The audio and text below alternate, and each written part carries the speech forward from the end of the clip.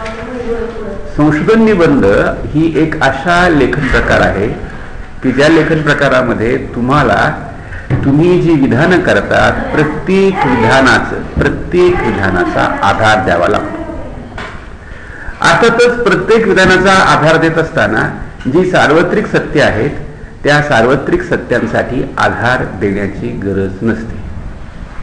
उदाहरणार्थ डॉक्टर बाबासाहेब आंबेडकर महाराष्ट्रात जन्माला आले यासाठी आधार द्यायची गरज आहे का? It's known to people. Which is known to people is not validated. ते त्याच्याबाबतचे पुरावे द्यावे लागत नाहीत.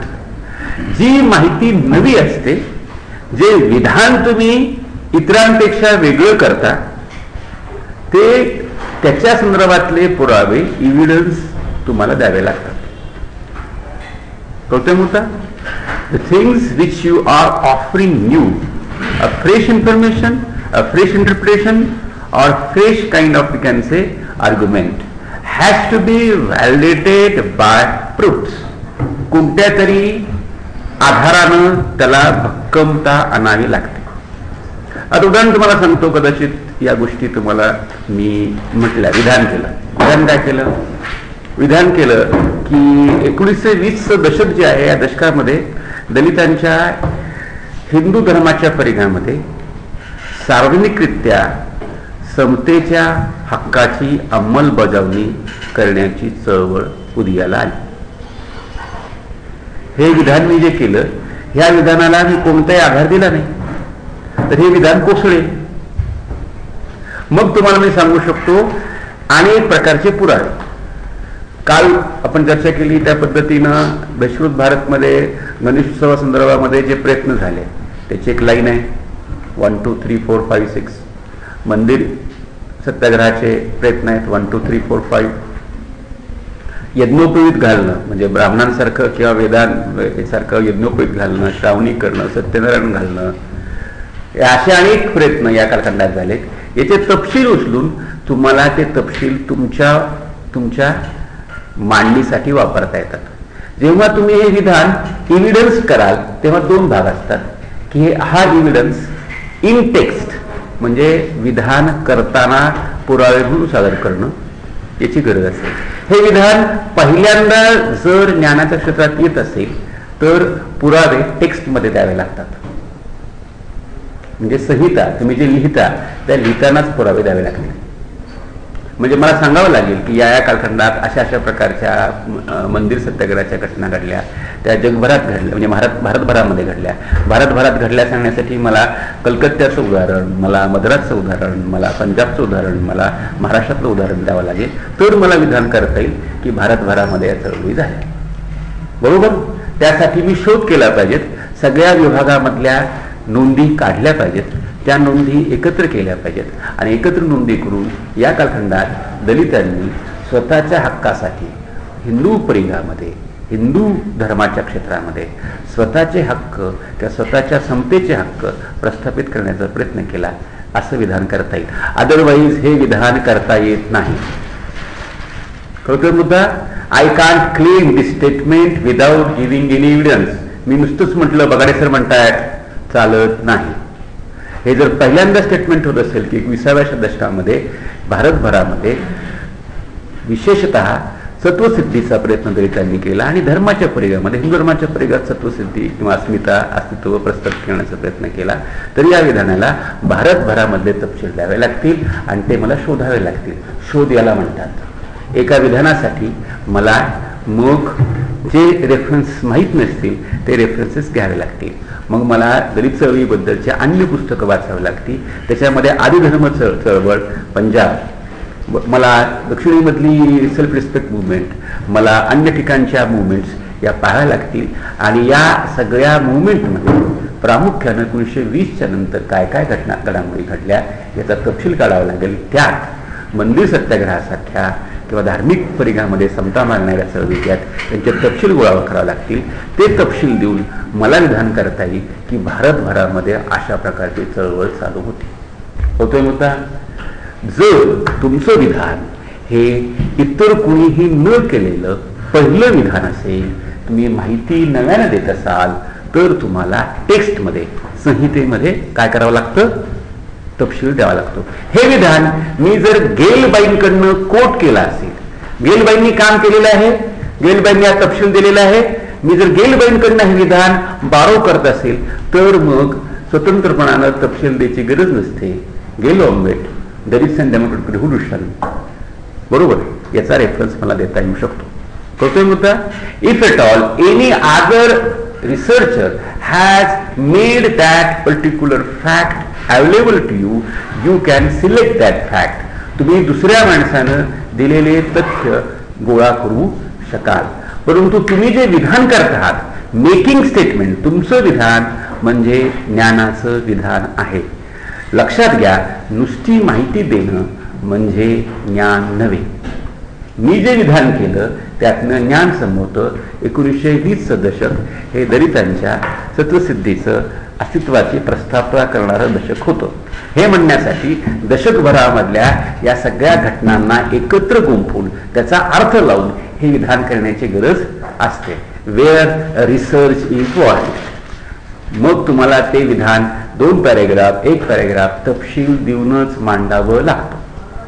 पण समजा हे विधान मी केलं असेल किंवा गेलबाईंनी केलं असेल आणि त्यांनी त्यासाठी पुरावे दिले असतील आणि तुम्ही त्यांचं विधान उचलणार असाल तर ते विधान त्यांच्या नावावरती, गेलबाई असतील किंवा अन्य कोणी अभ्यासक असतील, रोझल्डो हॅन्डलन असतील किंवा एलिनॉर झेलिट असतील, त्यांच्या विधानाचा कोट तुम्ही देऊ शकता. कळतोय मुद्दा? तेव्हा नीट समजण्याचा प्रयत्न करा. फॅक्ट या तुम्ही स्वतः जनरेट करू शकता. फॅक्ट जनरेट करणं यासाठी संशोधक असतात. फॅक्ट फक्त गोळा करण्यासाठी संशोधक नसतात. फॅक्ट निर्माण करण्यासाठी, म्हणजे या तथ्यांमधनं 20व्या दशकामध्ये असलेल्या या सगळ्या तथ्यांमधनं मी एक तथ्य निर्माण करतो. सार्वत्रिक पातळीवरती जो एका अर्थानं ही जी संपूर्ण चळवळ आहे, या चळवळीला मी एका विधानात मांडायचा प्रयत्न करतो, तेव्हा मला संशोधनाचं पूर्ण काम करावं लागतं. कळतोय मुद्दा? आला लक्षात तुमच्या? अर्थातच हा जो रेफरन्स देणं नावाचा प्रकार असतो, तो रेफरन्स देणं नावाचा प्रकार हा संशोधनामध्ये कळीचा असतो. The basic most important part of any research writing is expositions of historical facts. तुम्ही कशा पद्धतीनं पुरावे देता, विधानं करता, तुलना करता आणि तुम्ही कशा पद्धतीनं सत्याची प्रस्थापना करतात, हे संशोधन पद्धतीमधलं अत्यंत कळीचं काम असतं. हे करत असताना तुमच्याकडनं मला फार अपेक्षा नाही. A small method should be followed. एक विशिष्ट पद्धत तुम्ही फॉलो केली पाहिजे. जिथं तुम्ही विधान देता, विधान नवं असतं किंवा माहिती नवी असते किंवा अन्वयार्थ नवी असतो, तेव्हा तुम्ही त्या ठिकाणी वरती 1 आकडा, 2 आकडा, 3 आकडा असं काढावं. उदाहरण सांगायचं म्हटलं तर विधान मी केलं, बरोबर,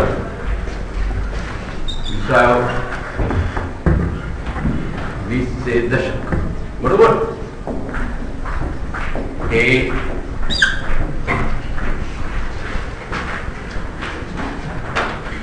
सार्वजनिकरित्या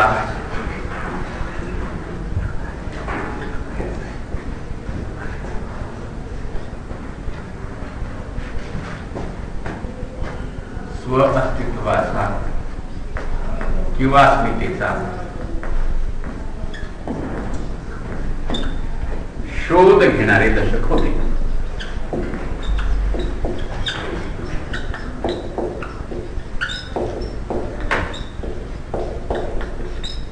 इथं मी पहिलं विधान असेल, माझा पहिला टेक्स्ट मधला जर माझं पहिलं विधान असेल तर आय शुड राईट नंबर 1. मी 1 नंबर लिहिला पाहिजे, बरोबर. हा 1 नंबर जो आहे हे विधान समजा गृहीत धरा मी हे विधान गेल ऑम्वेट या अभ्यास विदुषीकडनं घेतलं असेल.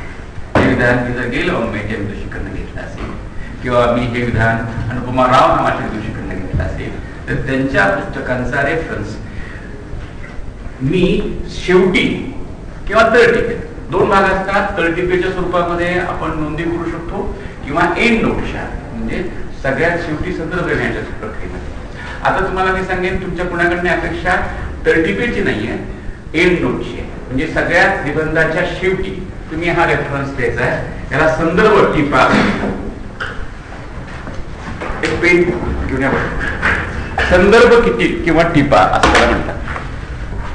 संदर्भ आणि टिपा याच्यामध्ये विशेष माहिती सांगणार असा, समजा या स्तरामध्ये मला विशेष माहिती सांगायची, तर मग ही सगळी माहिती भारतभरामध्ये ज्या लढाया झाल्या त्याच्याबद्दलच्या नोंदी 1 2 3 4 5 6 7 8 9 10 10-15 नोंदी मी एक ही टीप लिहून देऊ शकतो आणि त्याचा आधार जिथून घेतला तो देऊ शकतो. ओके, म्हणजे हे विधान अशा पद्धतीने करता येतं की you can give all this facts together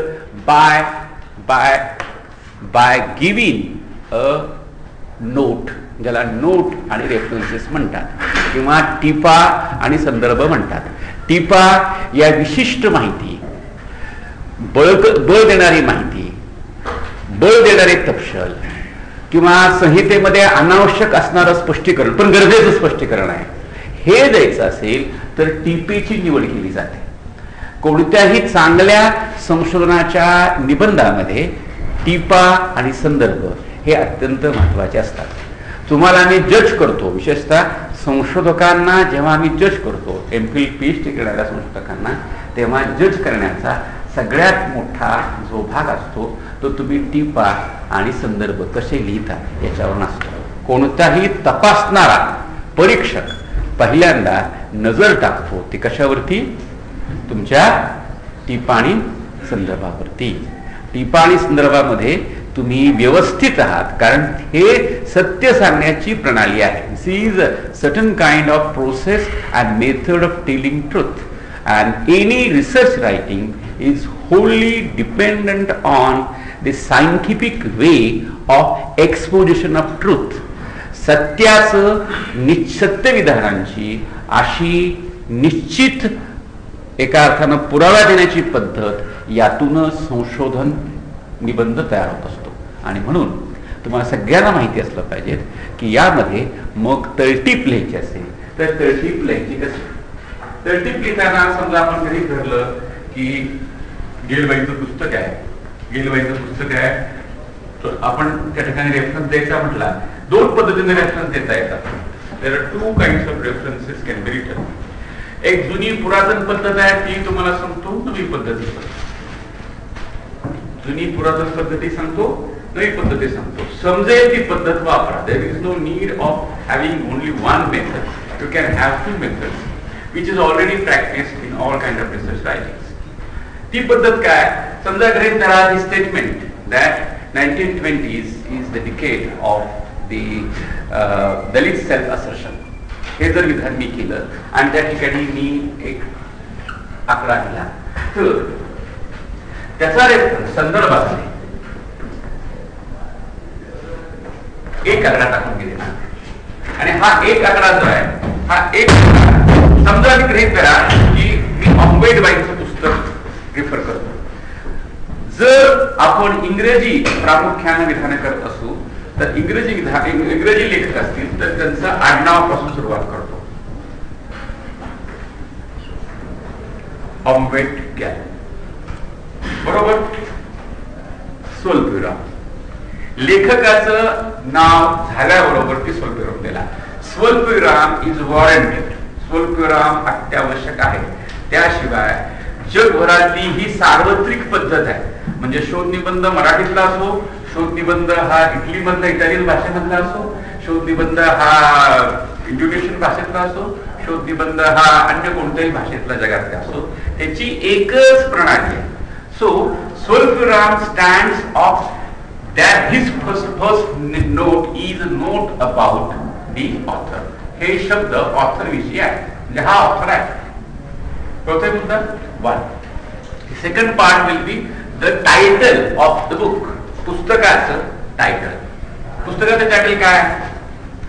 Dalits and democratic revolution.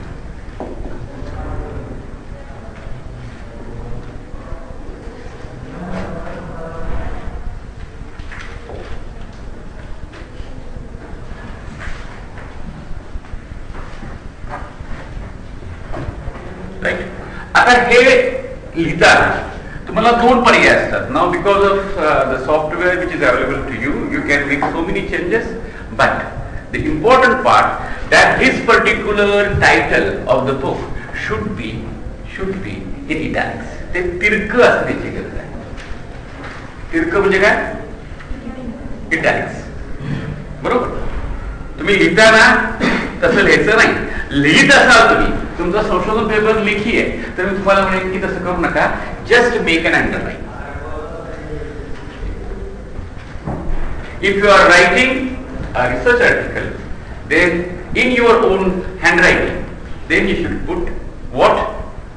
Straight line, underline it. त्याला काय करायचं? अंडरलाईन करायचं. जर तुम्ही टाईप करणार असाल तर काय करायचं? इटॅलिक्स करायचं आणि बोल्ड करायचं. कळतोय मुद्दा? तुम्ही कोणते खूण वापरा, खूण वापरण्याचा तत्व एकच आहे. You have given this kind of concession basically to identify this is a title of the book. जो कोणी वाचक आहे त्या वाचकाला हे कळलं पाहिजे की हे नाव नाहीये.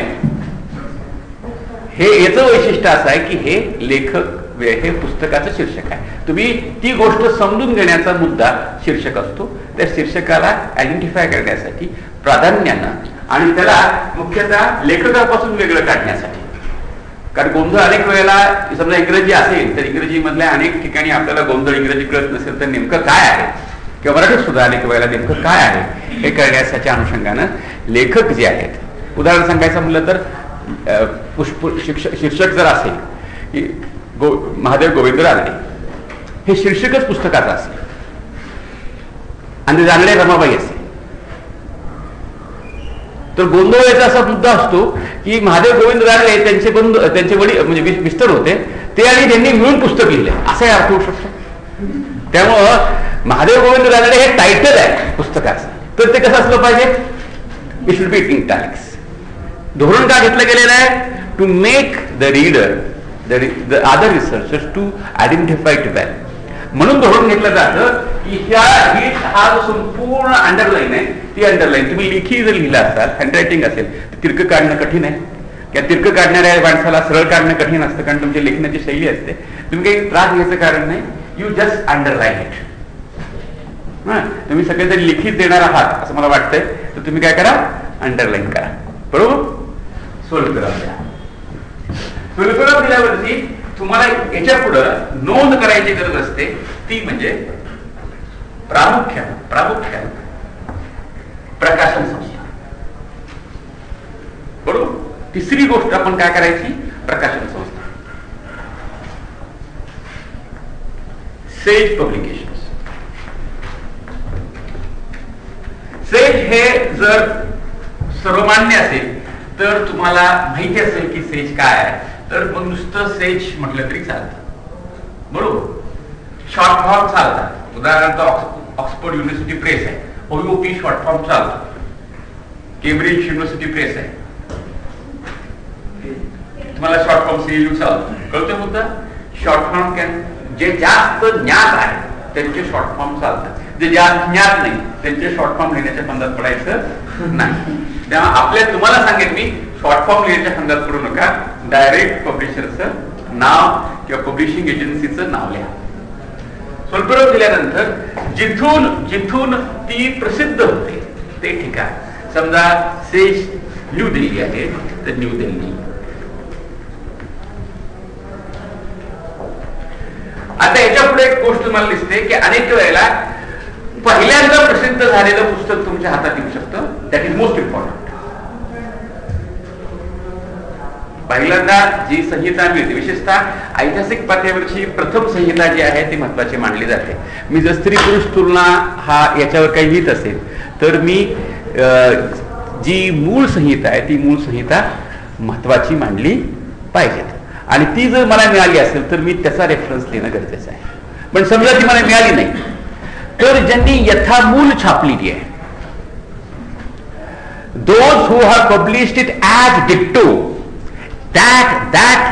that publication should be accepted. म्हणजे उदाहरण सांगायचं तर विलास खोले यांनी यथामूल छापलेली आहे.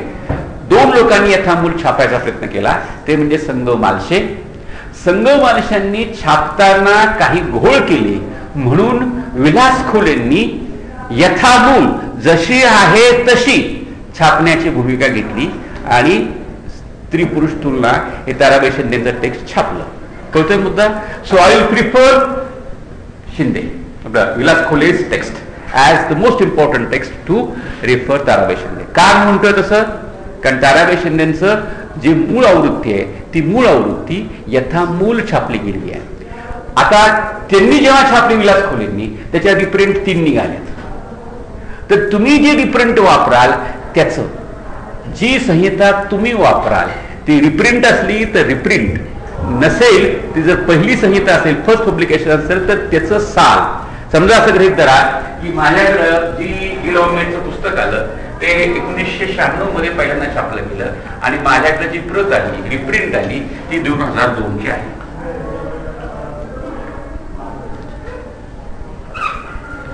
तर ती 2002 लिहिलं पाहिजे आणि पूर्णविराम दिला पाहिजे. Guillemet the recent revolution, Sage publication, स्वल्पविराम, न्यू दिल्ली, स्वल्पविराम 2002 पूर्णविराम. पूर्णविरामानं नोट पूर्ण म्हणजे ती रेफरन्स आहे, तो रेफरन्स पूर्ण होतो. राईट? कळला मुद्दा? समजला मुद्दा? आलं लक्षात तुमच्या?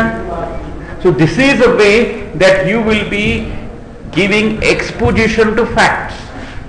तुम्ही संदर्भांना अशा पद्धतीनं तुमच्या शोध निबंधामध्ये आणण्याचा प्रयत्न करा. ओके? तुम्ही शोध निबंध जेव्हा लिहाल तेव्हा उगीच कुठल्याही ठिकाणी गोळा केलेले मजकूर जे आहेत ते मजकूर एका खाली एक मांडल्याने संशोधन होत नाही. संशोधन ही तुम्ही स्वतः समजून घेतलेली कथा आहे. It is your own understanding. You are portraying your own kind of research which you are portraying through certain kind of chronology or certain kind of narrative structure. लेखनाच्या विशिष्ट पद्धतीतून तुम्ही शोध निबंध लिहित असता त्या क्रमानं 1, 2, 3, 4 तुम्ही जेवढे पुरावे द्याल ते पुरावे त्या क्रमानं येतील आणि त्या क्रमानं लिहिले जातील. बरोबर?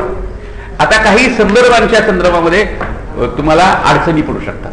उदाहरणार्थ तुम्हाला 2 संदर्भांचं उदाहरण देऊ शकतो. एक म्हणजे आपल्याला जे सर्वसाधारणरित्या बाबासाहेबांचं साधन मिळतं ते साधन कोणतं असतं? तर वसंत मोहन यांनी संपादित केलेलं ग्रंथ. वसंत मोहन संपादित केलेला ग्रंथ कोणता? Writing and speeches. त्यांनी जवळजवळ आतापर्यंत म्हणजे जवळजवळ 14 व्हॉल्यूम पर्यंत त्यांनी काम केलं. त्यानंतर नवीन संपादक आलेले आहेत. वसंत मोहन गेले, त्यानंतर नवीन संपादक आलेले आहेत.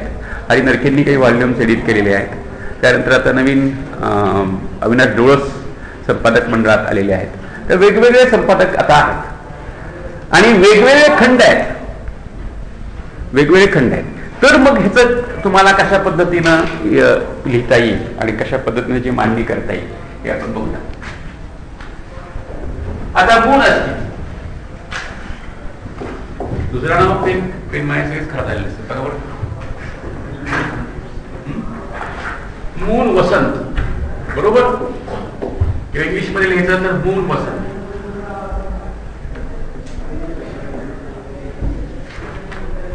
राईट?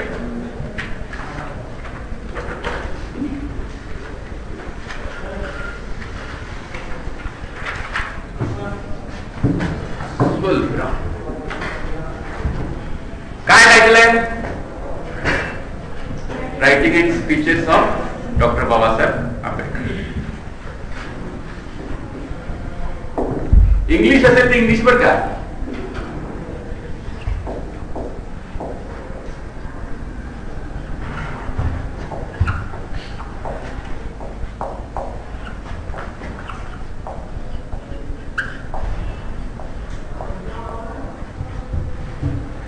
अंडरलाईन.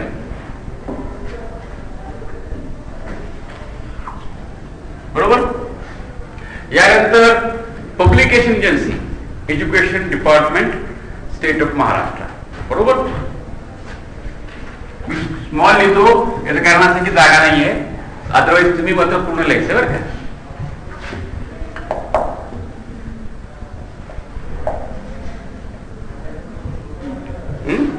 त्यानंतर स्वल्पविराम मुंबई.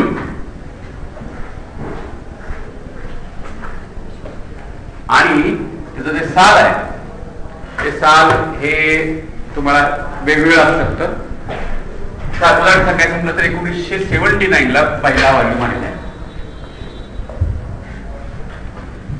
बरोबर लक्षात तुमच्या. आता काही गोंधळ होतात, ते गोंधळ यू कॅन क्लॅरिफाय बाय तर ह्या पद्धतीमध्ये गोंधळ होणार नाही. दुसऱ्या पद्धतीतले गोंधळ आहेत ते नंतर सांगेन तुम्हाला मी. याच्यामध्ये गोंधळ असा होतात की आता इथं वसंत कुंडी लिहिलंय का, मग काय करावं लागेल, मग इथं जे आहे इथं इरिटेड आणि स्वल्पविराम याची गरज आहे. कळला मुद्दा. म्हणजे संपादित असेल बाबासाहेबांचं आहे आणि संपादित असेल तर काय करावं लागेल, बरोबर इरिटेड लिहावं लागेल, बरोबर. आता इथं गरजेची गोष्ट काय आहे, याच्यामध्ये गरजेची गोष्ट आहे आणखीन एक महत्वाची गोष्ट अशी आहे की व्हॉल्यूम महत्वाचा आहे. व्हॉल्यूम 1 कळतोय मुद्दा. म्हणजे तुम्हाला जर संपादित असेल तर कंसामध्ये इरिटेड किंवा संपा आणि स्वल्पविराम, आणि व्हॉल्यूम असेल तर व्हॉल्यूम 1 2 3 4 5 6 7 8 9 10 असल्या. ओके समजला मुद्दा. हे साधारणतः संपादित जरी असलं तरी करता येईल. आता समजा एकापेक्षा 4 लोक संपादक आहेत. उदाहरणार्थ बाबासाहेब आंबेडकरांचा गौरव ग्रंथ काढला गेला, त्याच्यामध्ये 4 ते 5 लोक आहेत. मुख्य संपादक आपल्या लक्षात असं आलं की मुख्य संपादक जे आहेत ते मुख्य संपादक यशवंत मनोहर आहेत. यशवंत मनोहर आणि इतर अँड आदर्स असं लिहायचं. 2 लोक संपादक असतील, उदाहरणार्थ यदी फडके आणि नरके हे संपादक आहेत. यदी फडके आणि नरके संपादित असं लिहायचं. Okay. If there are more than 2 or 3 editors, then you should not write all the names of authors. You have to just make one author as principal. पहिला ऑथर जो आहे त्या पहिल्या ऑथरचं नाव लिहिलंच पाहिजे. कळतंय मुद्दा. The first author is important in reference writing. First author is important in reference writing. दुसरी एक पद्धत आहे लिहिण्याची, ती आता मी तुम्हाला सांगत नाही. मला असं वाटतं की तुमचा गोंधळ होईल. ही जुनीच पद्धत आहे. ही जुनीच पद्धत तुम्ही अनुसरली तर काही बिघडत नाही. Let us have this method. आणि नंतर जेव्हा एमफिलच्या वर्गात शिकवेल तेव्हा you can have the another method which you can definitely use. ते मी वापरतो माझ्या काही लेखांमध्ये, कदाचित तुम्ही ती पद्धत पाहिली असेल. तर ती पद्धत मी माझा प्रबंध आहे त्या प्रबंधात ही जुनी पद्धत आहे. नवीन लेखनामध्ये मात्र नवी पद्धत आहे. नवी पद्धत ही वापरता येऊ शकते. हे काही रिच्युअल नव्हे की अमुक हे आहे आंघोळ केल्यावरतीच मंत्र येतो असं नाही. आपल्याला संशोधकांना जी पद्धत अनुसरावी लागते त्याची ही शिस्त आहे. हे देखणे पण नव्हे, हे लटांबर नव्हे, ही सजावट नव्हे, ही अनिवार्यता आहे. कळतो का मुद्दा. This is a basic essential way of writing a research paper. तुम्हाला जेव्हा तथ्यांचं आणि पुराव्यांचं महत्व कळेल तेव्हाच you can be a good scholar. अत्यंत वस्तुनिष्ठ पद्धतीनं प्रामाणिकपणानं सत्य मांडण्याची जर तुम्हाला शिकवण मिळाली किंवा तुम्हाला ते अंगवळणी पडलं तरच तर तुमच्या हाती ही शोधनिबंधाची रीत लागेल. म्हणजे शोधनिबंध ही पद्धत जी आहे ते अनेक लोक करतात. काही नाही, 4 पुस्तकांमधले 4 रेफरन्सेस काढायचे, एका मग खाली एक लिहायचे, 1 2 3 4 आकडे द्यायचे, झाला शोधनिबंध तयार. असं करता येईल का. You should have your own understanding and your own search. Without doing that, you can't have a specific kind of method to be implemented. आणि म्हणून सगळ्यांनी समजून घ्यायचा प्रयत्न करा. हा एक्झरसाइज जो आहे तो शोधाचा आहे. तुम्हाला माहिती असलेली गोष्ट सांगायची नाही. वारंवार तुम्हाला सांगतो, तुम्हाला शोधायची गोष्ट सांगायची आहे. आणि शोधाच्या गोष्टीला अनेक अंग उपांग असतात. आता साधी गोष्ट आहे की बहिष्कृत भारतमध्ये सहभोजनाचे जवळजवळ 10 ते 15 नोंदी आहेत. सहभोजन म्हणजे काय? एकत्र जेवण. सवर्णांबरोबर एकत्र जेवलेले आहेत आणि महार मांग एकत्र जेवलेले आहेत, सांभार एकत्र जेवलेले आहेत. कुठे काही ठिकाणी सांभार आले नाहीत, काही ठिकाणी महार आले नाहीत. सहभोजनाबद्दलच्या काय आहेत? नोंदी आहेत. तुम्ही सहभोजन कसं झालं याचा शोध घेणार आहात तर तुम्ही काय केलं पाहिजेत? बहिष्कृत भारतमध्ये शोध घेतला पाहिजे. आणि बहिष्कृत भारत म्हणजे ज्यांची नावं आली त्या लोकांच्या बाबतची माहिती इतर ठिकाणी शोधून त्यातून सहभोजनाबद्दलच्या माहिती, उदाहरणार्थ ते प्रयत्न कुणी केले? सावरकरांनी केले. मग सावरकरांनी केलेल्या प्रयत्नांचा काय नेमका मुद्दा आहे? महार मांगांच्या सहभोजनाचा नेमका काय मुद्दा आहे? किंवा अन्य ठिकाणी झालेल्या सहभोजनाचा काय मुद्दा आहे? हे शोधण्यासाठी वेगवेगळ्या साधनांमध्ये माहिती शोधत राहण्याची गरज आहे. एक विषय तुम्ही निवडला तर त्याचा शोध आहे, नीट समजून घ्या. तो काय? शोध आहे. It is a research and you should go for research. मग असं झालं की कोण कोण ब्राह्मणेतर होते ज्यांनी दलित चळवळीसाठी मदत केली, तर तुम्ही ती सगळी माहिती तुमच्या एका साधनामध्ये म्हणजे बहिष्कृत भारतमधनं सुद्धा गोळा करू शकता. मी तुम्हाला जास्त लांब जायला लावत नाहीये. एकच साधन घ्यायचं, एका साधनामधून माहिती गोळा करत राहायची, तरी देखील तुम्हाला कळेल की you are learning something which is not known to you and not known to others. इतरांना माहीत नसलेली अशी अनेक माहिती तुम्ही गोळा करू शकता. Research is a fundamental kind of tool which is used by the everyday living man. तुम्ही समजून घ्या, शोध नावाची गोष्ट हे तुम्ही आम्ही रोज नित्य पातळीवरती करत असतो. फक्त ज्ञानात मात्र आपण त्याला काय करतो? फाटा देतो, डोकं लावत नाही. बरोबर? अगदी माहीत नसलेला पदार्थ शोधून काढण्यासाठी गृहिणी 4 लोकांना विचारते, चौकशा करते. बरोबर? पुस्तकं बघते. समजा लिखित शिक्षित असेल तर पुस्तकं बघते. म्हणून शोध घेऊन की अमुक भाजी कशी करायची, सुरणाची भाजी कशी करायची माहिती नाही, तर सुरणाची भाजी कशी करायची असते याबद्दल चौकशी केली जाते, माहिती केली जाते, केलं जातं आणि दाखवलं जातं. राईट? ही तुमच्या रोजची पद्धत आहे. मी पुन्हा सांगेन की आपण तीच पद्धत, the way we are having our own life, तीच पद्धत संशोधनात आणायची. तोच प्रामाणिकपणा असायला हवा. कॉप्या करत बसलात, दुसऱ्या माणसांनी लिहिलेलं आहे त्याचेच रेफरन्सेस. आपल्याकडे फार चतुर लोक आहेत. संशोधनाच्या बद्दलच्या कॉम्प्रोमाइजेस सारखे शॉर्टकट्स हे आपल्या विद्यापीठामध्ये हुशार लोकांनी फार शोधून काढलेले आहेत. त्याच्यामुळं आपण नेमकं संशोधन जे आहे ते विसरलेलो आहोत. तुम्हाला नक्की सांगेन, it will be a fruitful exercise. There is enormous sources waiting for you. So many people have confronted these sources.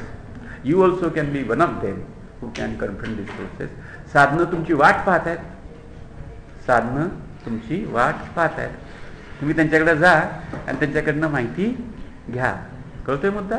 It is easily accessible to you. It is around you. It is a part of your life. तुमच्यापैकी अनेकांना कदाचित माहीत नसेल, पण oral हिस्ट्रीमध्ये म्हणजे मौखिक इतिहासामध्ये हैदराबाद मुक्ती संग्राम असेल, दलित चळवळ असेल, शेतकऱ्यांच्या चळवळी असतील, 1972चा दुष्काळ असेल, याबद्दल इतिहासाचाच भाग आहे बरं का, घाबरू नका. These all parts of history and so you definitely can earn knowledge of that through oral history. तुम्ही अगदी मौखिक पातळीवरती लोकांकडनं माहिती घेऊ शकतात.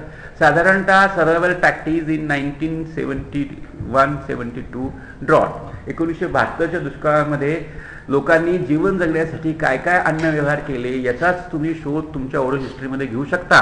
कळतो का मुद्दा? But you should have a pointed question and pointed kind of information that substantiate a research article. तुम्हाला वाचणं आवश्यक आहे, अभ्यास करणं आवश्यक आहे. And that is what exactly focused kind of research is warranted. ठीक आहे. तर आपण एक भाग बघितला संशोधन निबंध कसा लिहायचा. मला आज सर्वांच्याकडनं अपेक्षा अशी आहे, and you should all चूक बरोबर, परंतु तुम्ही तुमच्या निवड, स्थूल निवड करायची नाही. 1927चं महाराष्ट्र सत्याग्रह स्थूल झालं माझ्या दृष्टीनं. स्पेसिफिक करायचं. मला वाटलं त्याच्यामध्ये, मला असं वाटतं की ब्राह्मण लोक होते, मग कोणकोणते ब्राह्मणांनी काय काय उद्योग केले महासत्याग्रहाबद्दल याचा शोध मी घेईन, तो करा. कळतोय मुद्दा? एखादा म्हटला नाही बाबासाहेब आंबेडकरांनी वेगवेगळ्या भाषणांमध्ये नेमकं काय म्हटलेलं आहे, याचा अर्थ काय, मी लावणार आहे. बाबासाहेबांच्या भाषणांचा फक्त अर्थ लावा. तुम्ही सगळ्यांनी आधी गबाळ घेतल्यासारखं संपूर्ण आंदोलन मुठीत घ्यायचा प्रयत्न करू नका. एक विशिष्ट पातळीवरचा टोकदार प्रयत्न करा. मेक एम्फसाइज की मला एकच मुद्दा घ्यायचा आहे. तुम्हाला खैर मोडेंचे 16 व्हॉल्यूम उपलब्ध आहेत, ब्रिलियंट आहेत, माहितीचा खजिना आहे. तुम्हाला रायटिंग अँड स्पीचेसचा खजिना आहे विच इज अवेलेबल. पहिल्या खंडापासून जवळजवळ 22-23 खंड आलेले आहेत. तुम्हाला एखाद्याला वाटलं बाबासाहेबांच्या भाषणांमधनं मला फक्त इतिहासाविषयीची जी भाषणं आहेत तेवढीच घ्यायची आहेत आणि इतिहासाबद्दल बाबासाहेब काय लिहिले एवढंच पाहायचं आहे, you can do that. You have free access to do each and every aspect of this movement. तुम्हाला ते करता येईल, पण शोध घेण्याची भूमिका पाहिजेत, कॉपी करण्याची नाही. कॉपी जिंदाबाद अशी मानसिकता असणाऱ्या लोकांनी बी अवेअर, जसं म्हटलं ना कुत्रे असल्यावरती काय म्हणतात, सावध राहा. तसं तुम्ही कॉपी पेथड करू नका. तुम्हाला स्वतःला आनंद येईल. नेहमी लक्षात घ्या, स्वतः केलेल्या कृत्याचा आनंद खूप जबरदस्त असतो. लहान मूल सुद्धा पहिल्यांदा चालायला लागतं तेव्हा त्या टाळ्या पिटतं. तुम्हाला तो आनंद अगदी मनस्वी आनंद मिळू शकतो. तुम्ही त्यापासून का पाळतात दूर मला माहिती नाही. तुमचे गुरु माझ्यापेक्षाही स्ट्रॉंग असले पाहिजेत.